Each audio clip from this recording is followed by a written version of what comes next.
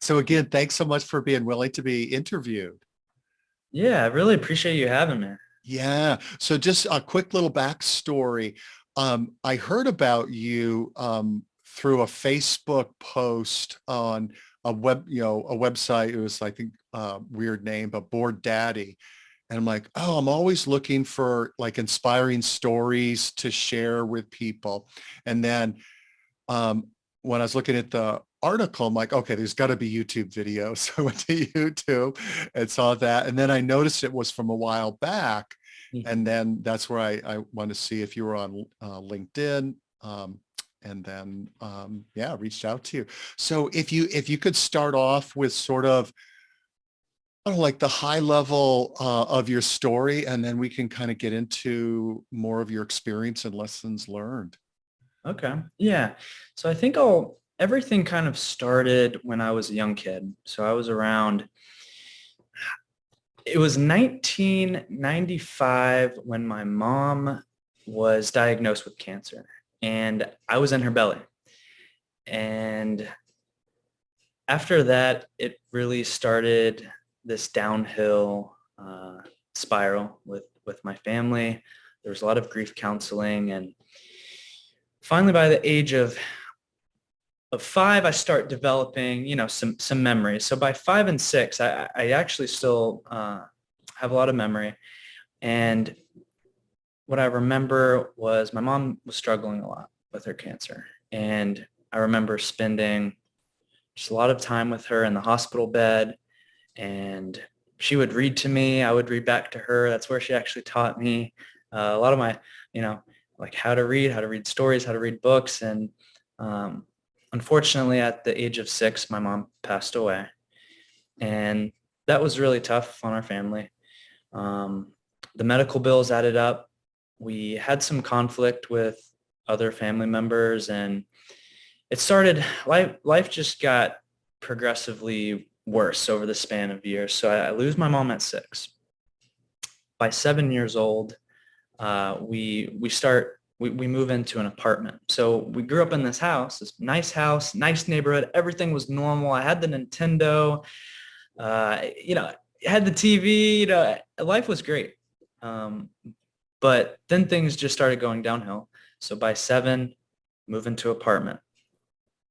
We couldn't afford the apartment anymore. So we moved into this tiny duplex. I had a really small room. It basically was big enough to fit me. And on the way to baseball practice, our van breaks down. So now we have no more transportation. So life's throwing us all these curveballs. And, luckily we had some government aid to help, keep us through. But my dad struggled. He struggled with mental health. He struggled with the bills that were stacking up. And we we couldn't afford to live. And we ended up bouncing around French couches, hotels, motels, and so finally I ended up at a homeless shelter. I believe it was at the start of age 8. And I lived in the homeless shelter with my dad and my older brother, Sean, who's 4 years older. Um, so we lived at homeless shelters for about 2 years. And I mean, the first homeless, Actually, before, yeah, go on. Can you talk about like what was that like? yeah. So as far as the homeless shelter, so the first homeless shelter that we lived at was, you don't want to live at a homeless shelter. At least this one, um, we were greeted by 2 bunk beds. So, the first night I show up, it was around evening time, and there's a bunk to the left, bunk to the right, complete strangers that are just sleeping in that bed, a family. Um, it was a dad and his 2 girls. And we shared a bathroom with no mirror. There was mold in the shower, rats. We saw rats that lived with us.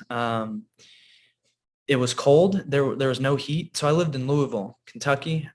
So in the wintertime, I mean, it got really cold. There's no heat. There's no warm water. Uh, the mattresses were made of plastic. They were thin. We didn't even have sheets for like the first week. So I mean, it was tough to even just fall asleep. And what made it even worse was, I mean, there were a lot of single moms with babies, and they were right next door in the other room, so you'd hear them cry all night, and it was tough just being there with without any idea of when you're going to be out. And every step forward, there was always two steps back. Maybe my dad would land a job, but then he would quit the job and the job wasn't right for him, or we couldn't afford certain things, and transportation's tough. And every step forward was just a step back. And um, we ended up we actually ended up, I call it the restart button. So we ended up pressing the restart button when my grandma from Florida, she was living in Florida. I had some family that lived in Florida, and you're probably wondering, like, well, why didn't they come help you when you were going through all this? It's, I wish I had answers to that, but sometimes people are just, they're living their own lives, families living their own lives. And it just so happens though that it was time. Enough was enough. And my grandma got a hold of us, and she said, I'm going to travel all the way to Louisville, Kentucky. And I'm going to pick you guys up. And it was like a 14-hour drive there. So it's a whole day event. But I remember sprinting to one of the computers with my brother that was actually at the shelter, and we Google like where we're gonna go to school, and we're just like super excited. We're like, oh my gosh, like we have an opportunity now. Grandma's gonna take care of us. Everything's gonna be great. And I consider that the restart button that we needed. We moved down to Florida, and we were able to get a rental home, get my dad back on his feet. And right then and there, I saw this opportunity in front of me that I didn't want to go to waste. I didn't want to live back at the shelter. I didn't want to live like that ever again. And I was only a middle schooler. I was in 6th grade. So what, 10 years old? But I have these thoughts of like, oh, if I just do this, or if I go to school, education was my way out. Learning was my way out. Sports were my way out. And I captured the opportunity, and from there, just kind of like the rest of that story is kind of history. And I mean, I'll touch on it. So middle school was my restart. I sprinted to every single class. I would see what was on the board. The teacher would always put their work on the board. I would make it a goal to never have homework. I'd finish all the classwork, never had homework, never missed a day of school. I made all A's every single year. And even till high school, it never stopped. And then we were actually hit with a big curveball again, senior year of high school, the rental home. We couldn't afford it any longer. I didn't know that we were behind in rent. My dad had lost his job, and my grandma was going through her savings account, and we fell behind. And I remember going home after school one day, and there's a U-Haul right out front. And this was months before my senior high school graduation. And I was blown away. I had the memories haunt me back to when I was a child of oh, am I going to go back to the shelter? Like, what am I going to do? Fortunately, I stayed with my girlfriend at the time, her family. That was the most embarrassing conversation. Like, hey, by the way, like I need a place to stay. And I stayed there for like a week or two. But I moved back in with family, and this was months before high school graduation. And my brother's girlfriend at the time was a news producer, and she was like, this is such a great story of going homeless, and you're making all these A's, you're making all these grades, you must, you're at the top of your class. Literally a week or two later, after I went homeless, I was named valedictorian of my high school. And so she's like, this is just going to be a great story. And I was like, no, please, no, it's embarrassing. I do not want that to happen. And she was persistent, and I agreed. We did this little local news story. She sent over a cameraman after one of school days. And she sends the camera guy, starts interviewing me. My friends are all around, like, what the heck is going on here? She starts interviewing some of my teachers. I'm like, please, no, no. So she's like, no, we're going to go over to the classroom. We're going to talk to teachers. Teachers were blown away. They had no idea. I never told anyone. I might have told like 3 of my best friends about my life story, but that's it. So the local news story airs and she tells me, don't worry. It's in the morning, 5 a.m. No one's going to watch it. Like the next day I go viral. I have Good Morning America call me on the phone and I'm just like, yeah, no one's going to watch it, huh? But I was so embarrassed, but I realized the power in the message. And once I started reading those messages that I was receiving on Facebook and just, people reaching out to me, it was unreal. And I grabbed a hold of that power and I started writing because I saw what it could do. People's lives were changed. And I was like, me? I changed a life? Like, how did I do that? And I realized the power in our stories. And that's kind of like my story summed up. So I'm writing today. I'm basically done with the book. I'm working on the cover and the title, but I'm writing to share my story to hopefully inspire others that if you put your mind to it, you truly can accomplish anything. I'm a big proponent of mindset and perspective, attitude, choice. I love all those elements. So that's my story. Cool. Before I ask you the questions that I had made, do you want to talk about, so when you think about attitude, mindset, etc., like what are some of the takeaways that, from your life, growing up life experience that you have found most useful? I think the most useful is a couple of things. I believe it falls down with attitude and choice. So I'll talk about attitude. With attitude, I had a lot of curveballs thrown at me, like I mentioned. I couldn't control some things. I couldn't control where I was living. I couldn't control how other students were kind of like looking at me or talking around because word gets out, why are you walking on the street all the time? Why are you riding that different bus? That bus is different. Came from the homeless shelter, but I didn't open up about that. I couldn't control the certain things around my situation. But what I could control was my attitude around that situation. And I will say this, it wasn't just a snap of the fingers and I'm okay. There was a lot of struggle. But I think what I go back to is during that period of time, there was a lot of patience. There was a lot of observation. There was a lot of reflection. And although I was very young, I absorbed, I reflected each day of, you know what? I'm embarrassed, but this is all short term. Long term, I'm going to be fine. I know I'm not going to live here forever. I saw this glass half full attitude. And that was much better to drink out of because if I would have made the choice to have a bad attitude, where would I have ended up?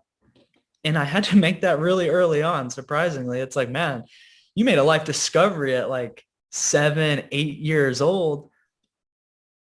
I did, but it was a long journey. It wasn't just at the age of 7. It was this long journey between 7 years old, middle school, high school. I kept reflecting. I kept reminding myself where I came from. And I kept drinking this glass half full attitude because life could be so much worse. And it was. It was always worse.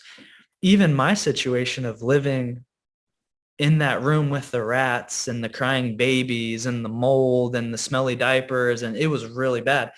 It could have been worse. I could have been on the street.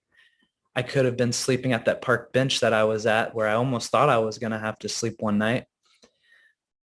Life could always be worse. So I count my blessings. I count my positives. I stay humble, and that's what keeps me happy. That's what keeps me looking forward instead of backwards. So that's truly what got me through everything. was that attitude and the choice. If I would have kept making those choices in the classroom to not apply myself, to just show up, I'm just there, I'm just looking around, looking at the clock, I would be back in the homeless shelter. If I fail out of school, what's next? Am I working at a job that I don't want to work at? Am I making minimum wage to survive? What happens to me? And even as a middle school or high school, I had to develop those ideas. And I'm so fortunate to have my brother.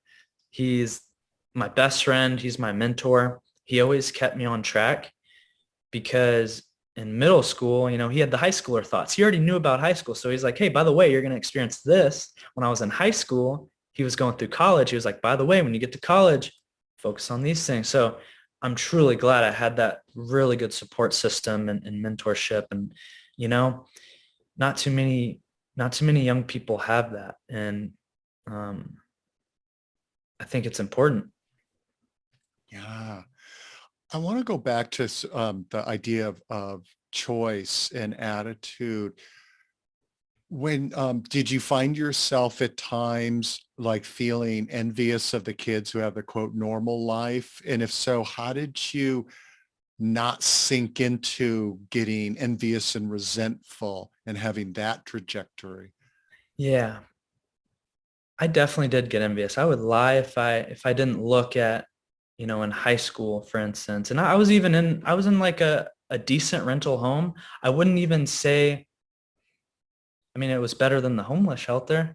I didn't have a lot of things though. I was actually pretty poor. We had a lack of transportation, but I mean, in high school, I didn't have much, and I'd look around and see other kids with their brand new cars, their brand new laptops, their brand new phones, Mr. Popular, and just everything is just fine. You know, I thought they were rich. I didn't even know any better until I started educating myself. But um, I was envious, but I wasn't bitter.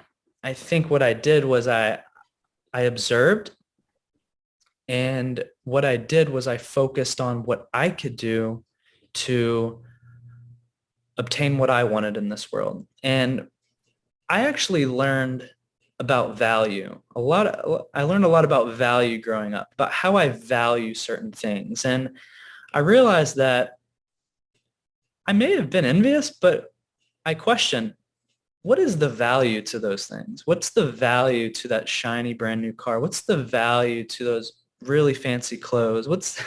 Started just observing the world, and I didn't value those things as much.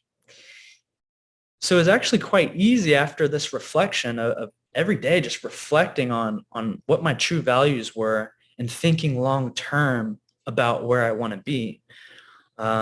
Success to me, we like to think of, you know, everyone defines success differently. Some people do think success is like getting a really high paying job, or like buying the new Lamborghini, or something, like have loads of cash, like monetary material possessions. But success to me was, I want to do like exactly what I want to do. And my plan was to focus on my education and focus on what I can control.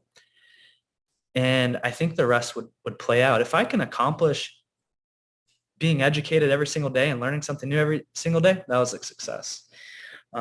So all the envy, all of that was defeated by just pure reflection and understanding what I valued. So yeah. All right. And then you ended up going to college in Florida. Was that right? Yeah, college in Florida. I went to Florida State University, which, you know, I'd like to touch on a little bit. So I experienced this going through school, where there were a lot of opinions about where people should go to school. And even nowadays, I notice a lot of parents, they harp on their kids, oh, you better go to this school, or oh, we only want this top school. And here's my perspective. I think it's important sharing perspectives. So here I am as a homeless kid growing up, poor kid, and, you know, didn't have much. But when I had a choice to make after I graduated 8th grade to choose a high school. there were a lot of really good high schools in Jacksonville, Florida, top on the national level. And I kept hearing a lot of input on, oh, if you don't go to this high school, you might not go to college. And this would be peers, parents, got to go to this high school, got to go to this high school. You won't be set up for college. I didn't go to those high schools. I went to the high school where my brother went. I liked that high school, and it all worked out. College came. It was time to pick a college. Valedictorian. Oh, where are you going? Are you going to Harvard? Going to Dartmouth? You can start naming all these. Vanderbilt. I had all these on my list. Vanderbilt, Georgia Tech, UNC, Duke, had interviews, and I chose Florida State. And there was a lot of input on outside sources about where I should go to college. And I want my story to be an example that it truly doesn't matter how successful, you can be top of the class, wherever you're at in life. I don't think it ever matters what school you go to. I think if you put in the time and the effort and make the right network connections, and as long as you keep growing your perspective and learning every single day, doesn't matter. Go to technical college. You don't even have to go to college. You can start your own business. You can do whatever you want. But in order to do anything, you have to learn how to do something. So that's the most important. So sorry, that's a side tangent, but I'm really passionate about that because there's so many students that feel really pressured into what school they go to. And it can be tough on them. What would you say, or let me say it differently. How would you say your journey as a kid has shaped who you are now as an adult? I think like I said, I was very observant when I was little, and I was very curious. I asked a lot of questions, and I asked questions because I was just trying to understand life in the world. Because when my mom passed away, it was an open casket funeral, and I remember grabbing her cold hand, and this whole concept of eternity was like, I learned about eternity. Like, forever, I will never get to see you or talk to you during my whole life. And that hit really hard at 6 years old. And I started just questioning everything. I observed the world around me, and I was curious. And that's lasted since I was 6 years old up until this day. Now, what am I curious about? I'm just curious about what I can do to make sure that I'm always watching out for myself and that I have a plan for my life, a plan of happiness, a plan of what I want to do, of what I want to accomplish, what I can control. And I always want to make sure I'm doing something that's in line with, my vision of where I see myself, of my dreams. And my vision has always been to just have a voice. I feel like I never had a voice. Growing up, I didn't have a voice, and that's what I focus on today. Is I'm so thankful to be able to share my story in hopes of helping others. And even at my job today, I'm a teacher. I'm a teacher at heart. I want my voice to be heard. I want to teach things. I want to stay inspired and learn every single day. So all of those hardships that I faced early in life just it grew my perspective of the world, and it made me just way more observant, way more just like conscious of my awareness of what I'm doing in the day. My day is kind of different than others, and I wouldn't say that that's like the right way to do things or the wrong way, but I'm aware of every single thing that I do each and every day and each and every week. There's some sort of game plan, but most importantly, there's a balance. So some people think I'm waking up at 4 a.m. and going nuts. Like, no, there's a balance. Some days I wake up later and develop the game plan and focus on some leisure activity, but that's kind of like how I operate today and how I look. And I'm a very long-term kind of futuristic thinker. I always think, how's this going to affect the long term? So yeah, that's kind of how I live my life. Interesting. I want to play off the focus theme. One of the things I was curious about, if you can remember, especially when you were in the shelter, Mm-hmm. um, what, like one of the things I think about is like during difficult times, like going really micro and being present to those little sweet moments that kind of help us get through the day, the week, the month, the year, whatever. Um, were you, you seem like, I think you were incredibly like mature little kid. Um, were you, did you intentionally like pay attention to those little sweet little moments, or that wasn't necessarily part of your game plan? I think it was a buildup. I think it was with each and every sweet moment. Like for instance, so sweet moments, when I recall sweet moments, I think of a few in particular that really helped shape me. So when I was in the homeless shelter, my dad signed me up for Little League Baseball. Yeah, homeless kids can go play Little League. I had to figure out a way to get there. So I got a glove that was donated. It was like a really big softball glove. It was like a 13-inch. And I played middle infield. So imagine scooping up a ball with that thing. Um, I picked up a dusty hat, and you know what I did? I wrote "Never give up" on under the brim of the cap. I wrote "Never give up," and I put on the hat, put on the pants that I had, buckled up, and that whole season, uh, I joined this team that was doing really, really bad. It was like halfway through the season that I joined. I think they were like 0-6. And I joined this team and we win the rest of the games and we go to the championship. And there's just this like special team moment where like, holy cow, we did this thing. We lost the championship. But I just think that magical moment of like I felt good at something.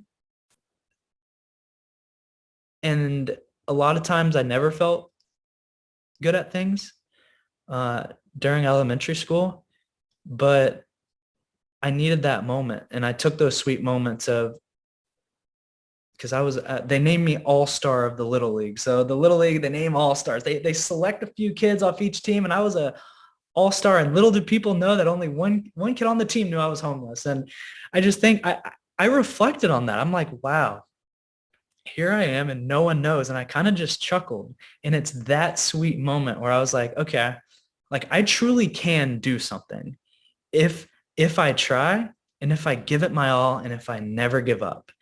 And that was like one just really sweet moment that I saw a way out. And it was through sports. I really loved baseball. I ended up playing baseball until I was like 20 years old. And so that stuck with me.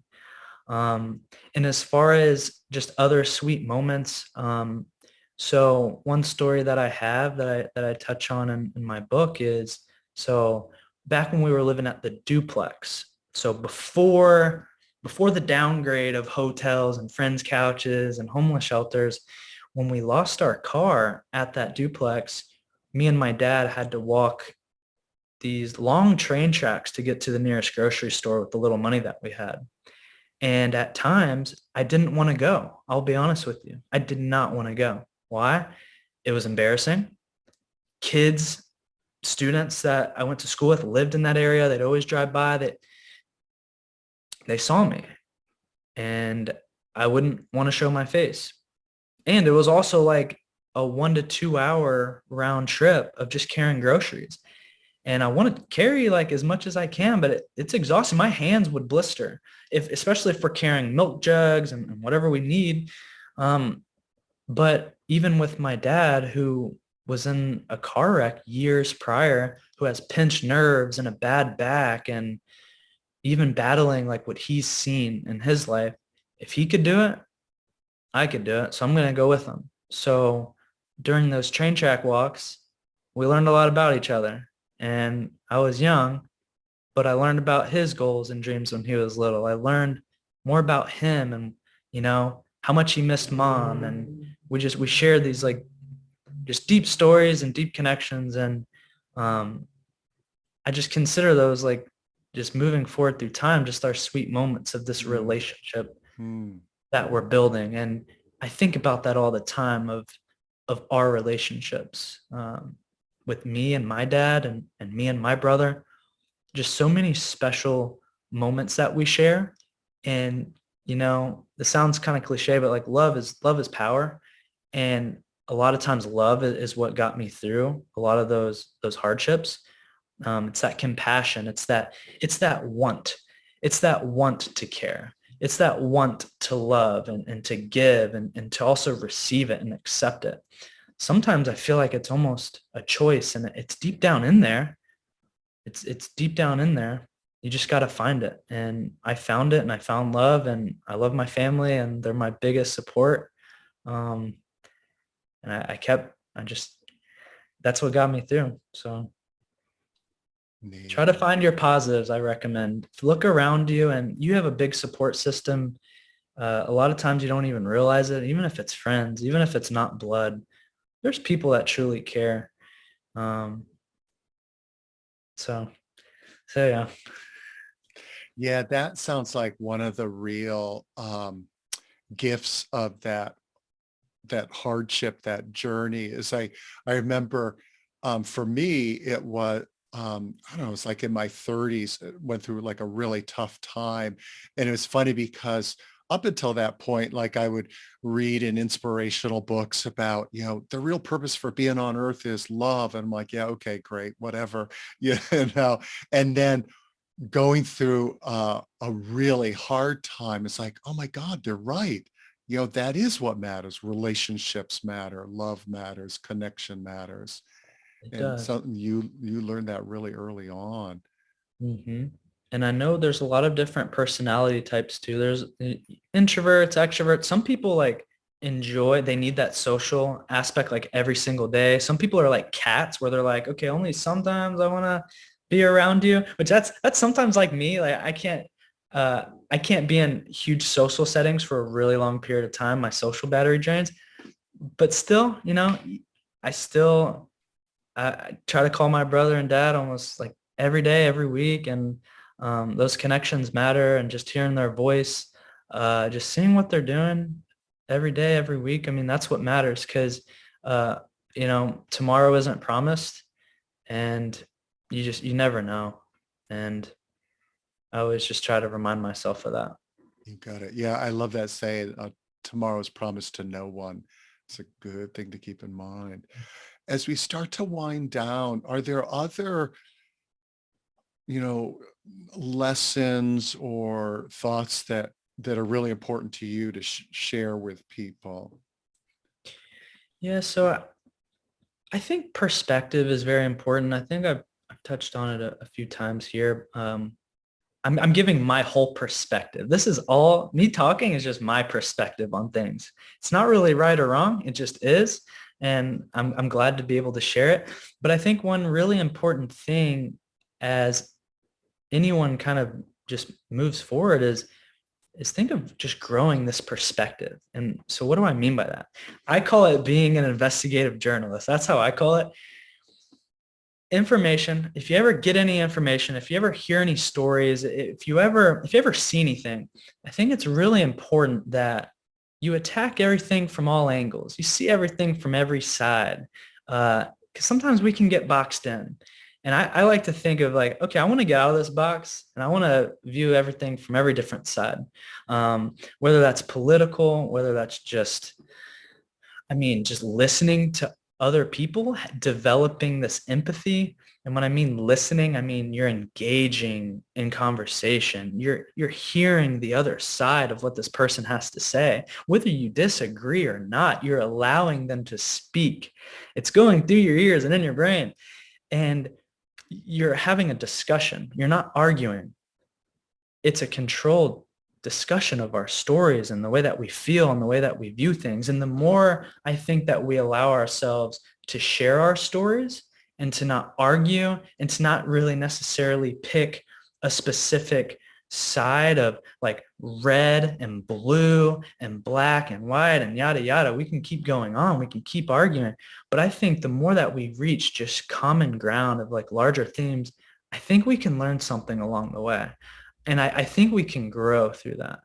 And it takes a while, but it does wonder. And the reason why perspective is so important to me is because I grew up listening to what other people thought about homeless people. They're lazy, they're stealing from the government, they're this, they're that. Everything's just so easy. You just got to do that. Unfortunately, it's not that easy. Unfortunately, there's a lot of behind the scenes effort that some families are going through that others aren't seeing. And that's why I share my story. And I can tell you this, I was not lazy. I was not stealing from the government. Without that money, I would not be here talking to you right now. So let's start viewing other perspectives. Let's not just run with a certain way of thinking from our family, from our friends, from Facebook, from any news source that you get. Let's take a step back and let's grow our own perspective. I think that's really important just kind of as we move through time. And yeah. Yeah. And maybe if we could just add one more chapter onto that, because when you're saying like people's um, preconceptions, like when people are homeless, I can imagine, and I'd love for you to speak to it about knowing the other side of that, that's really helped you be a much more compassionate person than you might be otherwise. Like you're less likely to jump to conclusions, etc. Yeah. So with me, how my perspective has grown through growing up homeless and growing up poor, seeing that side of it. Um, there's not a day that goes by. So every day I drive to work and I drive back home to work. And every day I see homeless people on the street. Never in my mind do I immediately go to, oh, they're lazy, or oh, they're just on drugs, or oh, something's wrong with it. I don't immediately go to that. And one major thing that happened in my life one time was in college. It was after it was after receiving scholarship and this and money to go to school. I'm on the top of the world. I went viral. My face seemed to be just everywhere for some odd reason. And I felt on top of the world. And I'm traveling down East Tennessee Street at Florida State University, and I see this homeless guy appear out of the shadows. It was a late night, and he's asking for money. And I was startled because it was out of nowhere, and I was alone, and I had this preconceived notion. I did feel a certain way. The approach was off. Everything was off. And all I could think of was like, oh, okay, I just want to be home. Like, let me make up an excuse. Let me do this. Let me dodge this situation. But he said, hey, I need some water. I just need something. I need snacks. I'm not doing well. And I made an excuse. And I walked away. And as I started walking away, I made a reflection. I said, I'm not on top of the world right now. I can help this guy. I'm no better than anyone else. And I walked right into the store, the gas station that he was sleeping at. I bought water. I bought snacks. I brought it to him. And we were the complete opposite. Here I am, and I'm going to say this because this was the reality. I'm a white male with a Ralph Lauren polo on, a nice watch, some fresh kicks, and he's a black man, tall, lanky black man, sleeping on a cardboard box. But that was the reality. But when I brought him those water and snacks, and we shared this moment, he starts talking about his preconceived notion. And this is the important part. He says, like, not too many of you, with everything that you have, with, daddy's money. He starts throwing these notions at me, and I just kind of went, okay, like, let's share our stories. Let's share our perspectives here. And I told him about my story, and his eyes just like widened. And what's crazy enough is that he was actually from the same town I was in Louisville, Kentucky. Nuts, nuts. So I kind of viewed this as like a very spiritual moment in my life, but we start sharing our perspectives and we all just wanted one thing, and that was just love and recognition. And he starts opening up about his life story. He wasn't lazy. He just happened to have a really bad series of unfortunate events, and he was just trying to get back to his hometown. I would have never known that if I never would have went back into that gas station, bought him some food, and just talked to him. So I go back to where I was when I traveled to work every single day today. When I look at homeless people, I look them directly in the eyes and I read their signs, because I know that they're just humans inside. And so I've built this compassion over time that people are books waiting to be read. And once I realized that from that special moment in college, I mean, my compassion is forever grown, and I'll never be filled with these preconceived notions ever again. So yeah. That's a cool story. Well, I think that's a great way to end. What a amazing story you have, and what a neat story with that guy. It was, I think the craziest part was that once he said that he was from Louisville, I was just like, no, like, there's no way. I, and sometimes like it makes me wonder, my mom's looking down at me. She's my guardian. I wonder if these are tests sometimes. I wonder if these are little curveballs that test me to make sure I'm on track, and to stay humble. I truly do think about that sometimes. I love that. Well, thank you very much. Great talking with you. Yeah, great talking to you.